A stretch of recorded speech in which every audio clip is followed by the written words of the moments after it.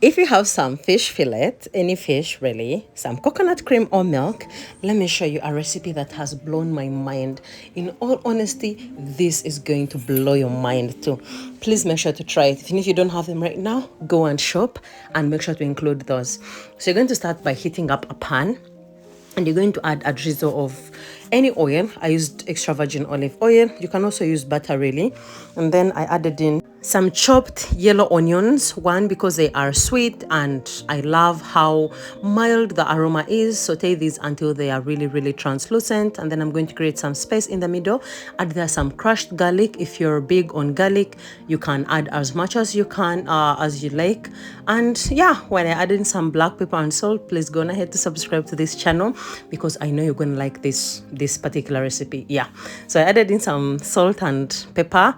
Use white pepper if you can. I couldn't because I didn't have it, so I used black pepper. And again, I was cooking for myself, please keep that in mind. I added in some cumin, roasted cumin powder. So I do this at home. I roast the cumin seeds and blend them until they are powder, and that's what I added in. And then I'm going to go in with my coconut milk, rather coconut cream. I wanted mine a little bit thicker and richer, like more coconutty, but you can use milk if you want a more loose soup like.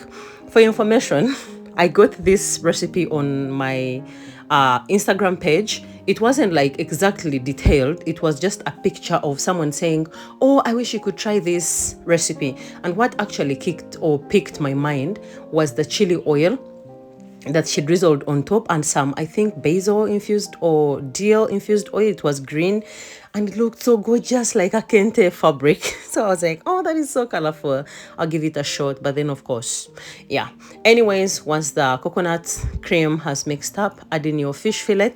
You can use cod, you can use salmon, you can use, this is tilapia, any of your choice. And then I added in some fish sauce. I'm going to toss this around. If you don't have fish sauce, you're going to get some light soy. You can add in some Worcestershire to balance out, and maybe some oyster sauce. And that's it. Mix it around until it's so well combined. Please always make sure to check the seasoning. I haven't yet added in actual salt, so at this stage you're going to check for seasoning if the salt is not really good, because the coconut cream is a bit sweet, and that's when you're going to add in extra seasoning. So here I'm going to drizzle in some salt before flipping the fish. It's just a small pinches. Don't overdo it, because yeah, fish is so light, so it's going to absorb almost everything you put in, and it will not all be able to be taken up. And then after that, I turned or flipped my fish in here and let it cook on low heat really until it was thick and fragrant and so rich. Added in my homemade chili oil. Comment below if you want the recipe for the homemade chili. If you're a spicy palated person, you're gonna love this one. Yeah, comment in that something in the comment section and let me know, and I'll shoot it for you. So after adding that one, you can add as much as you want. I added in some coriander, chopped coriander, and it was time to serve. I had this with rice. In all honesty, I feel like that went so well. Other thing that is really not so optional, if you're going to use my recipe, this is not optional, the lemon slice. You are welcome. Look at how rich this is, and it didn't even need a lot of time. The fish cooked in, I think all of the process took me under 30 minutes, and it was so good.